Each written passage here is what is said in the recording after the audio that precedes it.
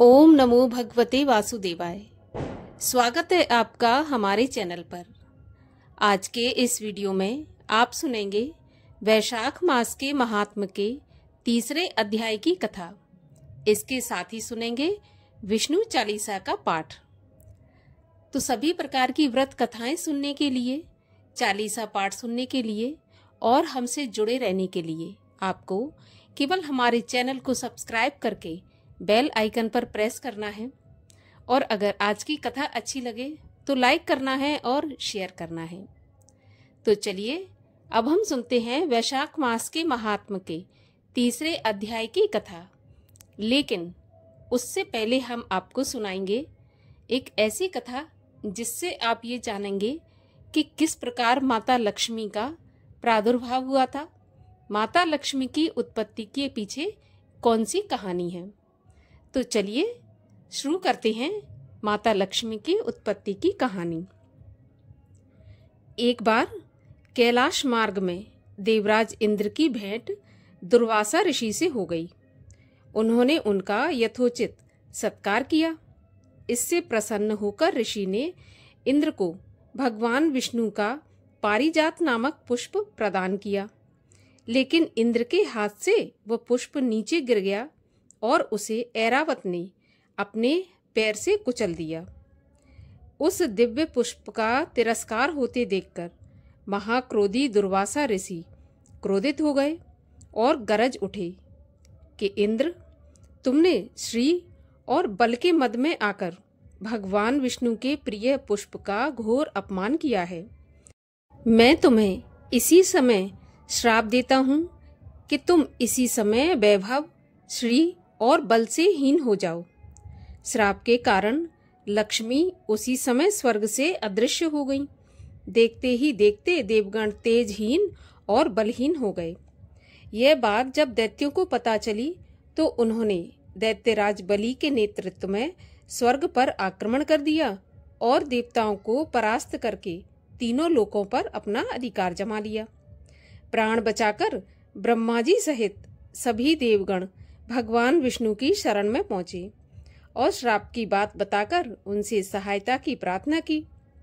भगवान विष्णु सांत्वना देते हुए बोले, इस समय तप बल के कारण दैत्य अधिक शक्ति संपन्न हो गए हैं और श्राप के कारण देवगण उन्हें परास्त नहीं कर सकते। अतएव सर्वप्रथम श्राप का निवारण आवश्यक है। हे देवेंद्र, क्षीर सागर का मंथन करो। इस मंथन के फलस्वरूप अनेक दिव्य पदार्थों के साथ साथ तुम्हें अमृत भी प्राप्त होगा, जिसके सेवन से देवगण सदा के लिए अजय और अमर हो जाएंगे। किंतु दैत्यों की सहायता के लिए बिना इस दुष्कर काम को करना असंभव है। इसलिए तुम दैत्यों के साथ मित्रता करके उन्हें इस कार्य के लिए तैयार करो। इसके बाद तुम्हारे सभी काम सफल होते चले जाएंगे। देवराज इंद्र ने उसी समय दैत्यराज बलि के पास जाकर उनसे मित्रता कर ली। उसके बाद दिव्य पदार्थों का लालच देकर समुद्र मंथन के लिए तैयार कर लिया। एक निश्चित दिन मंथन प्रारंभ हुआ। मंदराचल पर्वत को मथानी और वासुकी नाग को रस्सी बनाया गया। मंदराचल पर्वत के हिलने से समुद्र में भयंकर लहरें उठने लगी। इसके फलस्वरूप समुद्र से सर्वप्रथम कालकूट नामक भयंकर विष प्रकट हुआ, जिससे निकलने वाली ज्वालाओं से संपूर्ण सृष्टि जलने लगी। चारों ओर हाहाकार मच गया। तब सृष्टि के कल्याण के लिए भगवान शिव उस भयंकर विष को पी गए। विष के प्रभाव से उनका कंठ नीला पड़ गया और तभी से भगवान शिव नीलकंठ के नाम से प्रसिद्ध हो गए। अब पुनः मंथन आरंभ हुआ। एक एक कर उसमें से उच्च श्रवा नामक घोड़ा, ऐरावत हाथी, कौस्तुभ मणि तथा कल्प वृक्ष निकले, जिन्हें दैत्यों और देवताओं ने आपस में बांट लिया। उसके बाद समुद्र मंथन से वरमाला लिए देवी लक्ष्मी प्रकट हुई। उनका रूप सौंदर्य देखकर सभी लक्ष्मी माता पर मोहित हो गए। दैत्यराज बलि उन्हें प्राप्त करना चाहता था, लेकिन देवी लक्ष्मी ने भगवान विष्णु के गले में वरमाला डालकर उनका वरण किया। समुद्र से उत्पन्न होने के कारण लक्ष्मी समुद्र की पुत्री भी कहलाईं। अंत में आयुर्वेद के ज्ञाता धन्वंतरी वैद्य अमृत कलश लेकर निकले। अमृत पाने के लिए देवताओं और दैत्यों में भयंकर युद्ध छिड़ गया। तब भगवान विष्णु ने मोहिनी रूप धारण करके देवताओं को अमृत पिलाया। इस प्रकार से समुद्र मंथन के बाद देवगण बल एवं श्री से संपन्न हो गए। उसके बाद उन्होंने दैत्यों को पुनः पराजित किया और स्वर्ग पर अपना अधिकार जमा लिया। तो इस प्रकार माता लक्ष्मी उत्पन्न हुई समुद्र मंथन से। और अब सुनते हैं वैशाख मास के तीसरे अध्याय की कथा। तीसरे अध्याय में शैया दान, कपूर, चंदन, फल आदि दान का महत्व बताया गया है। नारद जी बोले, हे राजन, जो मनुष्य वैशाख मास में श्रेष्ठ ब्राह्मण को तथा धूप से थके हुए ब्राह्मण को सुंदर श्रम नाशक पलंग अर्थात शैया दान करे व उस पर सुलाकर ठंडी ठंडी हवा करे, तो संपूर्ण धर्मों के साधन से उसका शरीर निरोगी कुंदन जैसा हो जाता है। सब प्रकार के ताप शांत हो जाते हैं और उस मनुष्य को उस अखंड पद की प्राप्ति होती है जो योगियों को भी दुर्लभ है। उसे संसार में जन्म, मरण और वृद्धावस्था के कष्ट नहीं भोगने पड़ते, क्योंकि ब्राह्मण के उस पलंग पर शयन करने के सुख के कारण उसके जीवन भर के जाने अनजाने किए हुए पाप ऐसे नष्ट हो जाते हैं जैसे अग्नि से जलकर कपूर नष्ट हो जाता है। अतः मनुष्य को इसी जन्म में सब सुख भोगने को मिल जाते हैं। कुल की वृद्धि होती है तथा आयु बड़ी होती है, निरोगता, यश और धैर्य मिलता है। उस धर्मात्मा के कुल में 100 पीढ़ी तक कोई अधर्मी नहीं होता। जो वेद पाठी ब्राह्मण को तकिया देता है, उसके सब पाप नष्ट हो जाते हैं। अंत में ब्रह्म पद प्राप्त होता है। इसके बिना दिए हुए मनुष्य सुखपूर्वक निद्रा नहीं कर सकता। इसके आश्रय भूत होकर वह पृथ्वी का राज्य भोगता है। हे राजा अम्बरीश, वह मनुष्य 7 जन्म तक सदा सुखी, भोगी, धर्मपरायण और विजयी होता है, फिर अपने 7 कुल समेत मुक्त हो जाता है।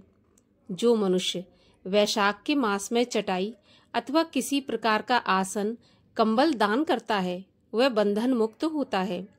जिस पर शेष शायी विष्णु भगवान स्वयं विराजते हैं। जैसे जल में पड़ी हुई ऊन नहीं भीगती, वैसे ही संसारी जीव संसार के बंधन को प्राप्त नहीं होते। चटाई पर सुखपूर्वक निद्रा आने से दुख और परिश्रम दूर हो जाता है।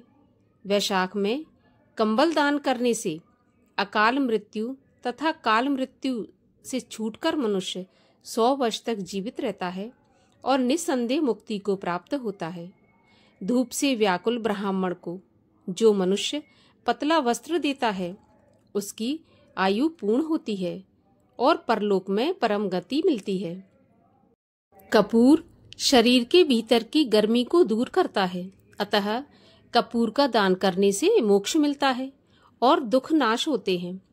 जो ब्राह्मण को फूल और कुमकुम का दान करता है, वह सार्वभौम राजा होता है और सब प्राणी उसकी आज्ञा में रहते हैं। पुत्र तथा पौत्र आदि से युक्त होकर सब भोगों को भोग मोक्ष पाता है।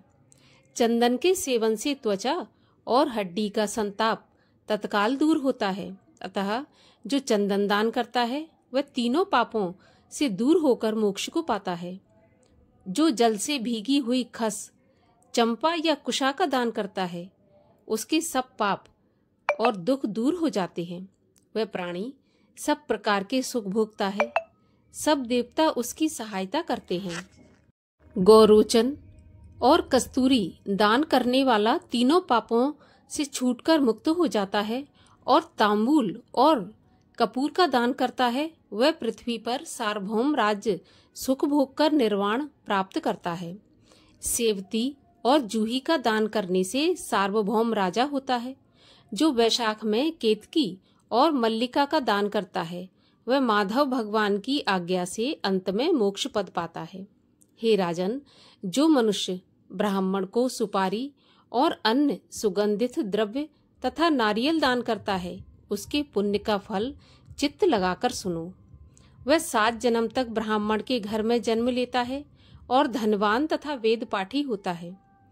फिर वह 7 कुल समेत विष्णु लोक को जाता है। जो प्राणी विश्राम का मंडप बनाकर ब्राह्मण को दान करता है उसका पुण्य फल कहने की मेरी सामर्थ्य नहीं है। जो मनुष्य छाया मंडप बनवाकर भीतर बालू बिछाकर उसमें प्याऊ लगा देता है वह स्वर्ग लोक का स्वामी होता है। जो मनुष्य मार्ग में बाग बगीचा कुआं झोंपड़ी तालाब व प्याऊ बनवाता है वह बड़ा धर्मात्मा होता है और यही सद्धर्म उसके पुत्र होते हैं। संतान 7 प्रकार की कही गई है। 1. उत्तम शास्त्रों को सुनना, 2. तीर्थयात्रा, 3. सत्संग, 4.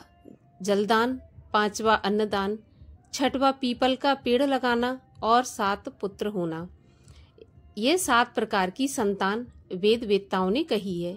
इसलिए संतान की इच्छा करने वालों को इनमें से एक कर्म अवश्य करना चाहिए। पशु पक्षी मृग और वृक्षों को भी स्वर्ग सुख नहीं मिलता, फिर मनुष्य का तो कहना ही क्या है। जो मनुष्य सुपारी नागबल्ली कपूर और अगर सहित पान का दान करता है वह निश्चय ही शारीरिक पापों से मुक्त होकर यश धैर्य और लक्ष्मी को प्राप्त करता है। जो रोगी देता है तो वह रोग से मुक्त हो जाता है और जो निरोगी देता है वह मोक्ष को पाता है। जो मनुष्य तापनाशक छाछ का दान करता है वह विद्यावान और धनवान होता है। जो जंबीरी का रस और नमक डालकर अरुचि नाशक छाछ का दान करता है वह मोक्ष पाता है। जो गर्मी से व्याकुल ब्राह्मण को दही की लस्सी पिलाता है उसके पुण्य का फल कहने की तो मुझ में सामर्थ्य ही नहीं है। जो मनुष्य चावल का दान करता है उसकी आयु बड़ी होती है तथा सब यज्ञों के फल को पाता है। जो गौ का घी दान करता है वह अश्वमेध यज्ञ का फल प्राप्त कर विष्णु भगवान के मंदिर में आनंद पाता है। जो मेष की संक्रांति में ककड़ी और गुड़ का दान करता है वह सब पापों से छूटकर श्वेत द्वीप को जाता है। जो दिन के ताप की शांति के लिए गन्ना दान करता है उसका अनंत पुण्य होता है। जो सायंकाल में श्रम की शांति के लिए पने का तथा फल का दान करता है उसके पितरों को निश्चय ही सुधापान मिलता है और वह सब पापों से छूटकर विष्णु की सायुज्यता पाता है। जो पके हुए आम के फल और पन्ने का दान करता है उसके सब पाप निश्चय ही दूर हो जाते हैं। चैत्र की अमावस्या को पेय वस्तु से भरे घड़े का दान 100 गया के श्राद्ध के समान है। और जो कस्तूरी कपूर मल्लिका खस आदि वस्तुओं से युक्त जल कुंभ का दान पितृश्वरों के लिए करता है तो उसको 96 श्राद्ध करने का पुण्य निसंदेह ही प्राप्त हो जाता है। इस प्रकार वैशाख मास के महात्म के 3रे अध्याय की कथा यहीं पर समाप्त होती है। और अब सुनते हैं विष्णु चालीसा। विष्णु सुनिए विनय सेवक की चितलाय, कीरत कुछ वर्णन करूं दीजे ज्ञान बताए। नमो विष्णु भगवान खरारी, कष्ट नशावन अखिल विहारी। प्रबल जगत में शक्ति तुम्हारी, त्रिभुवन फैल रही उजियारी। सुंदर रूप मनोहर सूरत, सरल स्वभाव मोहनी मूरत। तन पर पीताम्बर अति सोहत, बैजंती माला मन मोहत। शंख चक्र कर गदा विराजे, देखत दैत्य असुर दल भाजे। सत्य धर्म मद लोभ न गाजे, काम क्रोध मद लोभ न छाजे। संतन भक्त सज्जन मन रंजन, दनुज असुर दुष्टन दल गंजन। सुख उपजाय कष्ट सब भंजन, दोष मिटाय करत जन सज्जन। पाप काट भव सिंधु उतारन, कष्ट नाश कर भक्त उबारन। करत अनेक रूप प्रभु धारण, केवल आप भक्ति के कारण। धरन धैनु बन तुम ही पुकारा, तब तुम रूप राम का धारा। भार उतार असुर दल मारा, रावण आदिक को संहारा। आप बराह रूप बनाया, हिरण्याक्ष को मार गिराया। धर मत्स्य स्तन सिंधु बनाया, 14 रत्नन को निकलाया। अमिलख असुरन द्वंद मचाया, रूप मोहिनी आप दिखाया। देवन को अमृत पान कराया, असुरन को छवि से बहलाया। कूर्म रूप धर सिंधु मझाया, मंद्राचल गिर तुरत उठाया। शंकर का तुम फंद छुड़ाया, भस्मासुर को रूप दिखाया। वेदन को जब असुर डुबाया, कर प्रबंध उनको ढूंढवाया। मोहित बन कर खल ही नचाया, उसही कर से भस्म कराया। असुर जलंधर अति बलदाई, शंकर से उनकीन लड़ाई। हार पार शिव सकल बनाई, कीन सती से छल खल जाई। सुमिरन कीन तुम्हें शिव रानी, बतलाई सब विपत कहानी। तब तुम बने मुनीश्वर ज्ञानी, वृंदा की सब सुरत भुलानी। देखत 3 दनुज शैतानी, वृंदा आए तुम्हें लपटानी। हो स्पर्श धर्म क्षतिमानी, हना असुर और शिव शैतानी। तुमने ध्रुव प्रहलाद उबारे, हिरणाकुश आदिक खल मारे। गणिका और अजामिल तारे, बहुत भक्त भव सिंधु उतारे। हरहु सकल संताप हमारे, कृपा करहु हरि सिरजनहारे। देखहु मैं निज दर्श तुम्हारे, दीन बंधु भक्तन हितकारे। चहत आपका सेवक दर्शन, करहु दया अपनी मधुसूदन। जानू नहीं योग जप पूजन, होय यज्ञ स्तुति अनुमोदन। शील दया संतोष सुलक्षण, विदित नहीं व्रत बोध विलक्षण। करहु आपका किस विध पूजन, कुमति बिलोक होत दुख भीषण। करहु प्रणाम कौन विधि सुमिरन, कौन भांति मैं करहु समर्पण। सुरमुन करत सदा सेवकाई, हर्षित रहत परम गति पाई। दीन दुखिन पर सदा सहाई, जिन जन जान लेव अपनाई। पाप दोष संताप नशाओ, भव बंधन से मुक्त कराओ।